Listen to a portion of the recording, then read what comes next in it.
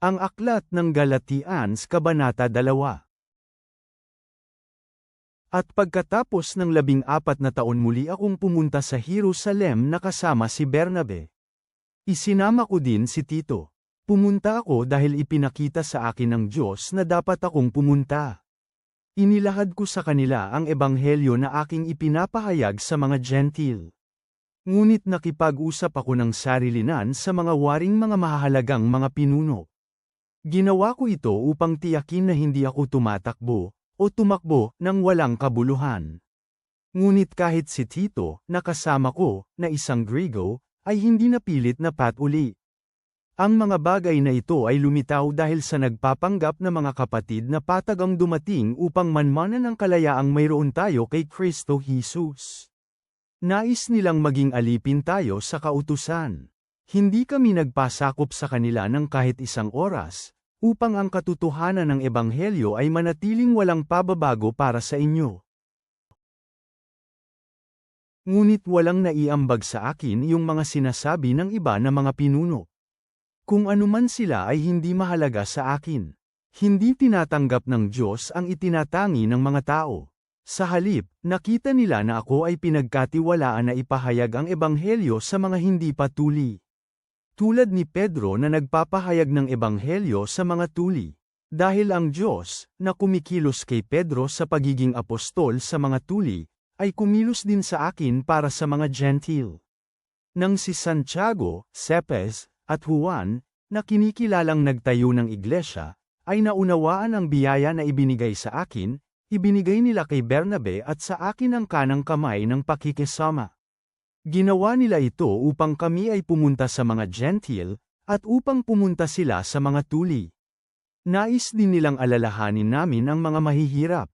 Ako din ay nananabik na gawin ang bagay na ito. Ngayon noong dumating si Cepes sa Antioquia, tinutulan ko siya ng harapan dahil mali siya. Bago pa dumating ang mga taong galing kay Santiago, nakikisalo si Cepes sa mga Gentil.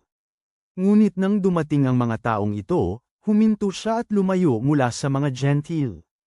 Natakot siya sa mga taong ito na nag-uutos ng pagtutuli. Ganoon din, ang ilang mga Hudyo ay nakisama sa pagkukunwaring ito ni Cepes.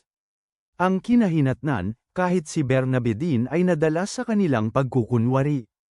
Ngunit noong nakita ko na hindi na sila sumusunod sa katotohanan ng ebanghelyo, sinabi ko kay Cepes sa harapan nilang lahat, kung ikaw ay Hudyo ngunit namumuhay sa paraan ng mga Gentil sa halip na sa paraan ng Hudyo, paano mo mapipilit ang mga Gentil na mamuhay tulad ng mga Hudyo? Kami na ipinanganak na Hudyo at hindi makasalanang mga Gentil. Alam namin na walang sino man ang pinawalang sala sa pamamagitan ng paggawa ng kautusan. Sa halip, pinawalang sala sila sa pamamagitan ng paniniwala kay Kristo Jesus. Tayo ay nanampalataya kay Kristo Jesus upang maaari tayong mapawalang sala sa pamamagitan ng paniniwala kay Kristo at hindi sa pamamagitan ng paggawa ng kautusan. Sapagkat sa pamamagitan ng paggawa ng kautusan, walang laman ang mapapawalang sala.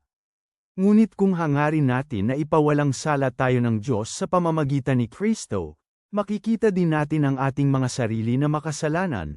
Naging alipin ba si Kristo ng kasalanan?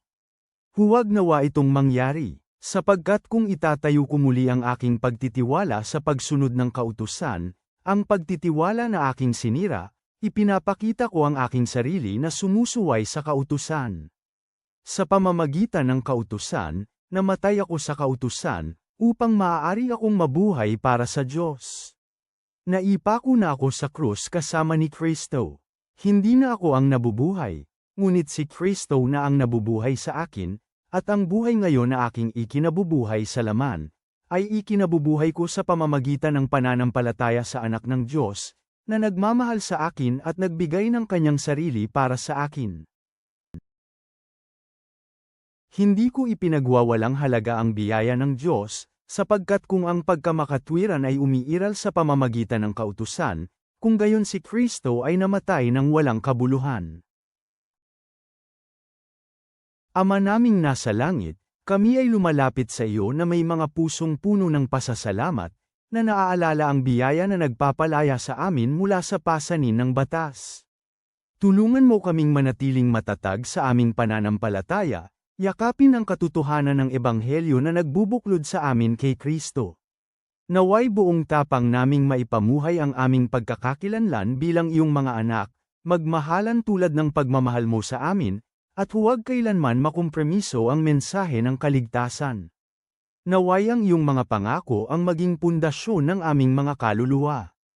Amen.